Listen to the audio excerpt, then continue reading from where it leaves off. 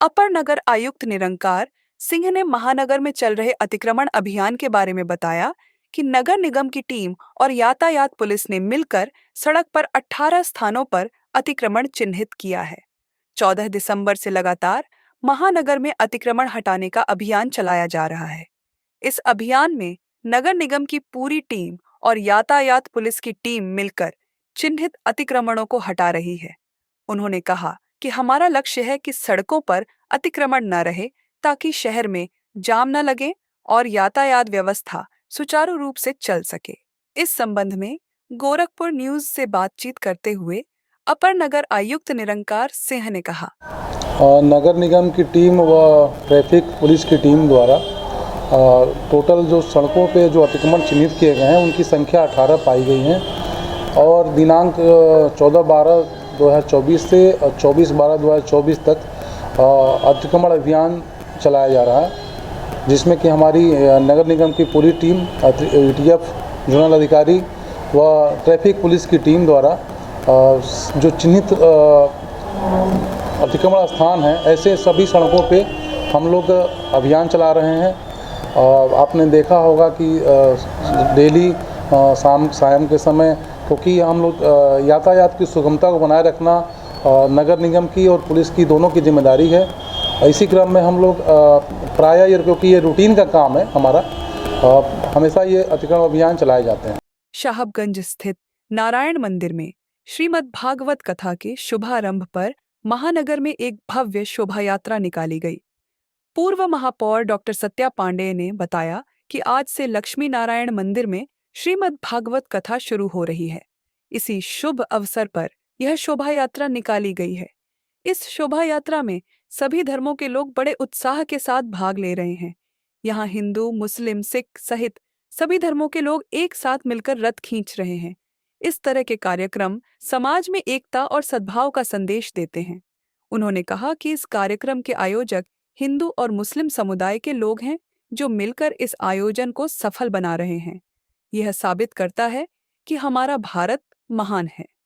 इस संबंध में गोरखपुर न्यूज से बातचीत करते हुए पूर्व महापौर डॉक्टर सत्या पांडेय अव सपा नेता जावेद सिमनानी ने कहा, भारतीय सर्वधर्म एकता मंच की जानिब से शोभा यात्रा के साथ साथ 7 दिवसीय प्रोग्राम का आयोजन किया गया है, जिसमें हिंदू, मुस्लिम, सिख, ईसाई सभी धर्मों के लोगों को बुलाया जा रहा है। सभी धर्म के लोगों की बातचीत हो रही है।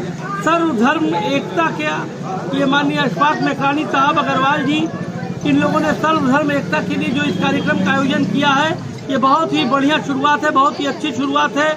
गोरखपुर में इस तरह का कार्यक्रम हमेशा से होता रहा है और यहाँ पर गोरखपुर में हमेशा सभी धर्मों के लोग एकजुट होकर रहे हैं। कुछ अराजक था तो इस माहौल को खराब करना चाहते रहे वक्त पे, मगर कोई कामयाब नहीं हुआ। यहाँ पे हिंदू, मुस्लिम, सिख, ईसाई और सभी धर्म पंथ के लोग एक साथ रहे हैं। अखंड भारत है, ये भारत की ये खूबसूरती है जो आज आपको देखने को मिल रही है। गोरखनाथ थाने की पुलिस ने रामगढ़ताल क्षेत्र में पेट्रोल पंप पर फायरिंग करने वाले एक अभियुक्त को मुठभेड़ में गिरफ्तार किया है।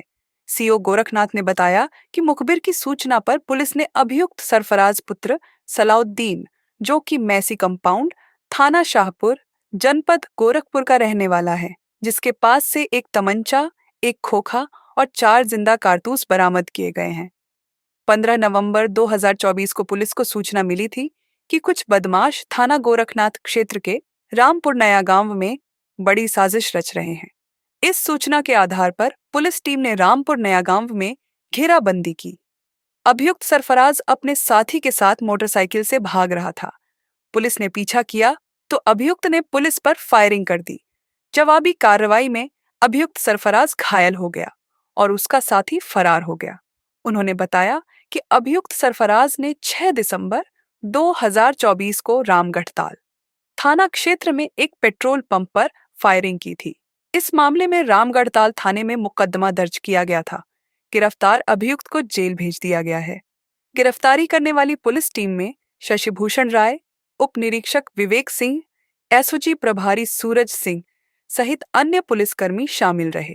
इस संबंध में गोरखपुर न्यूज से बात करते हुए सीओ गोरखनाथ रवि कुमार सिंह ने कहा, दिनांक 15 दिसंबर को समय करीब 12:50 पर थाना प्रभारी गोरखनाथ एवं एसओजी प्रभारी सूरज सिंह द्वारा संयुक्त रूप से अपनी टीम के साथ कोढ़ियावा मोड़ के पास चेकिंग की जा रही थी। इसी दौरान मुखबिर खास द्वारा बताया गया कि दो साथी किस्म के बदमाश मोटरसाइकिल से रामनगर की तरफ से आ रहे हैं एवं एक घटना करने की फिराक में है।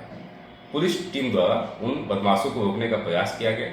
वे रामपुर नया गांव की तरफ भागे एवं रोहिणी नदी के किनारे इन्होंने पुलिस टीम पर फायर किया। पुलिस टीम द्वारा जवाबी कार्रवाई की गई एवं जिसमें एक बदमाश सरफराज के पैर में गोली लगी। सरफराज जिसके ऊपर पूर्व में 15 से अधिक मुकदमे हैं एवं थाना रामगढ़ताल एवं एम्स से वांछित चल रहा है, उसे तत्काल हॉस्पिटल चिकित्सा के लिए भिजवाया गया एवं अन्य आवश्यक विधिक कार्रवाई की जाए। गोरखपुर जनपद में अपराध दर को कम करने के उद्देश्य से वरिष्ठ पुलिस अधीक्षक डॉक्टर गौरव ग्रोवर ने सभी क्षेत्राधिकारियों को निर्देशित किया है कि वे अपने अपने थाना क्षेत्रों में गश्त कर यह सुनिश्चित करें कि किन स्थानों पर अपराध की घटनाएं अधिक हो रही हैं और उन्हें कैसे रोका जा सकता है। इसी क्रम में कोतवाली क्षेत्राधिकारी के नेतृत्व में पुलिस बल ने मेवतीपुरा क्षेत्र में स्थानीय पार्षद आनंदवर्धन सिंह के साथ गश्त की। पिछले 5 वर्षों में इस क्षेत्र में आपराधिक घटनाएं अत्यधिक हुई हैं। कोतवाली थाना क्षेत्र के मेवतीपुरा इलाके में विशेषकर जिला चिकित्सालय और इमरजेंसी के आसपास पिछले 5 वर्षों में आपराधिक घटनाएं काफी बढ़ी हैं। इन क्षेत्रों में अपराध को रोकने के लिए पुलिस ने स्थानीय लोगों से बातचीत की और उन्हें आश्वासन दिया कि जल्द ही अपराध पर अंकुश लगाया जाएगा। इस संबंध में गोरखपुर न्यूज से बात करते हुए कोतवाली क्षेत्राधिकारी ओंकार दत्त तिवारी ने कहा, वरिष्ठ पुलिस अधीक्षक महोदय के द्वारा एक बहुत ही नई एक क्राइम को कंट्रोल करने के लिए एक नई तरकीब है, जिसके आधार पर हम लोग उस मोहल्ले उस गांव को चिन्हित कर रहे हैं जिसमें ज़्यादा पिछले 5 साल के सांख्यिकी के और आंकड़ों के आधार पर जिसमें ज़्यादा मुकदमे लिखे गए हैं। उन गाँव को तस्दीक किया जा रहा है और उसमें कारण पता करने की जा रही है कि क्या ऐसा कारण है जिसकी वजह से इतने सारे मुकदमे इसी पर्टिकुलर गांव या मोहल्ले से आ रहे हैं, तो और उसके क्या क्या निवारण के क्या क्या उपाय हैं।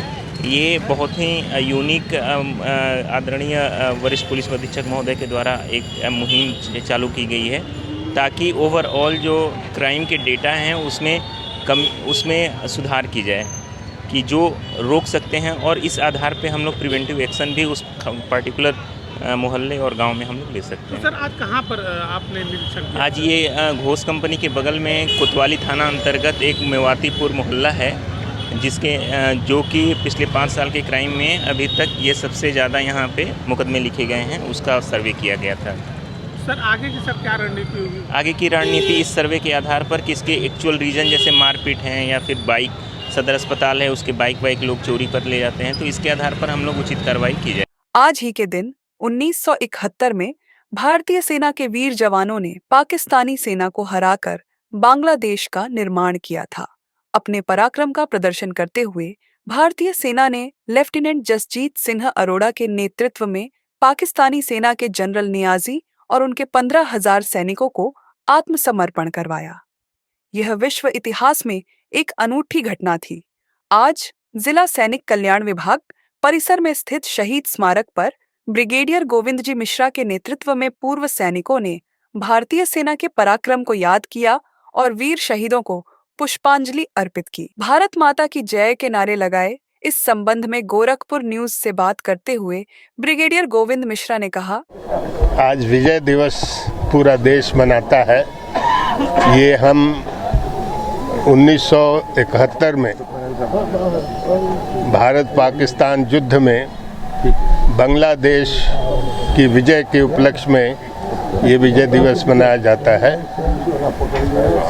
भारतीय सेना एक ऐतिहासिक युद्ध लड़ी थी, जो 14 दिन के कम समय में एक नया देश